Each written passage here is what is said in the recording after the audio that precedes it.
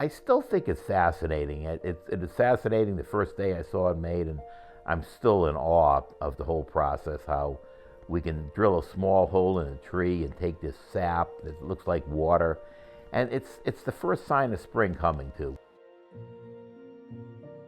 I got interested in maple syrup in about 1992.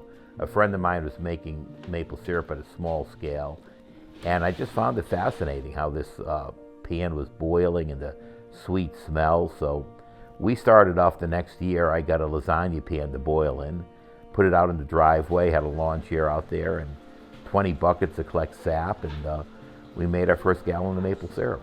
We were pretty proud of that first gallon, and we used it up within a few months. The first year, as anything gets started, it was 20 buckets, and then the next year was 80, and then the next year was a couple hundred, and then after that it was, we're diving in, let's build our sugar house, let's go to the technology of the tubing and have 800 taps, and that was, the building made it be so versus sitting in the garage in a lawn chair. Nice thing about maple syrup is you can do this at any level. You can tap a couple trees or you can tap a couple million trees. You're just going to need bigger toys if you're going to make more maple syrup. It's fundamentally a very simple task. We are taking about 3% of the sap from the tree. The sap is mostly water, roughly about 2% sugar and 98% water, and we're going to reduce that down till we get to 67% sugar. At that point, we have maple syrup. There's nothing added to it. It's strictly a natural product. That went up fast. Oh, it's not over. No, but we're getting toward the top. You can see the level. Mm-hmm. That's an 1,100 gallon tank.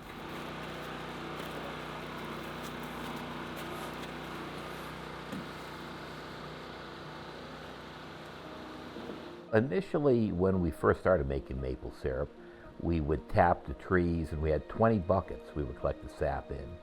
Now we've graduated to using maple tubing, and the tubing is also under vacuum. And we have upwards of 2,500 taps in the woods over a couple thousand trees. Tapping maple trees, it really has no effect on the tree. We're only getting about 3% of the sap from that tree. By the time you come back to the tree next year, if it's a healthy tree, that wound will be totally sealed over with fresh sapwood, and the tree just keeps on growing. It's kind of like giving blood. You can give a pint of blood and you're fine.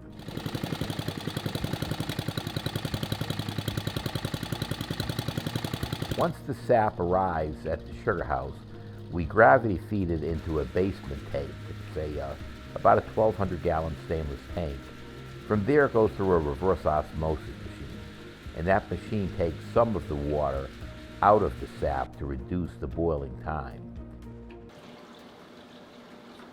It's a split. It's split, so we need. So it runs smoothly for the most part until as we've said, if something comes up you weren't expecting, you just got to work through it and get back to being on schedule. When you make maple syrup, the whole family really has to be involved.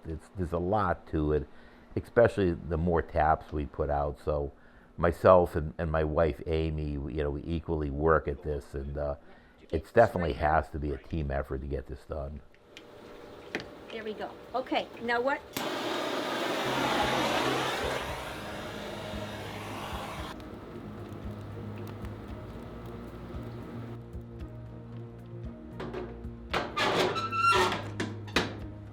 There are different options for the way to boil. We currently use firewood still. The other option is oil. I just still like the firewood. It's kind of the old-fashioned way. It's traditional. The best type of wood to make maple syrup with is free wood. Once that temperature gets to 7 degrees above boiling water, we are at maple syrup, and we begin to draw the syrup off of the evaporator. From there, the syrup is put into a finishing pan. We'll bring it back to a boil using propane so we can control the heat. At that point, we're going to double check our density with a hydrometer. The temperature got us close. The hydrometer will get us exactly to the right density.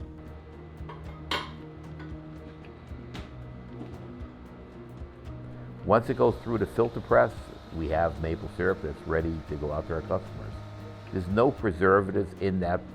It's being packed at 180 degrees to be sterile. Once you open your maple syrup, just keep it refrigerated, and it's really good indefinitely. If the sap's running, we're running. We have to be out there, we have to collect the sap then. So we may sometimes literally be going 24 hours a day for a couple of days, and then it might be a slowdown for another day or two, but we really have to adjust our schedule based on Mother Nature's schedule. Typically, the maple season around here goes from early February to late March.